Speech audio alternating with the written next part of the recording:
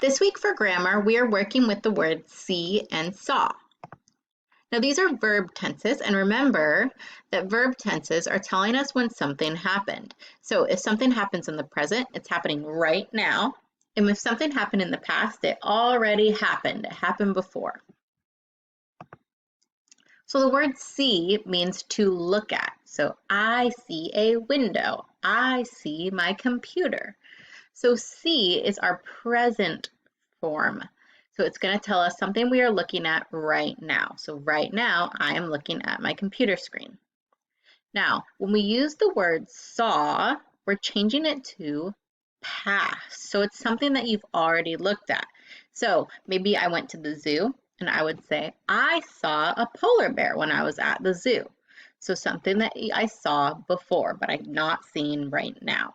So here's some examples. I see a bug now. Yesterday, we saw a bug. So yesterday is when I saw this bug, so I used the word saw.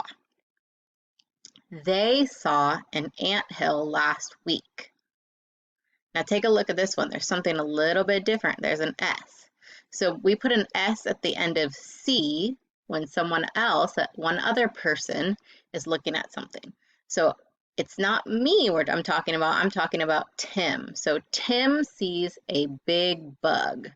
So it wouldn't be Tim see a big bug. That sounds a little silly, right? So we had an S if we're talking about someone else seeing something. So Tim sees a big bug, and he sees that bug still right now. So he's in the present tense. So go ahead and head to our next video, and we're going to solve our problems together for our see and saw worksheet.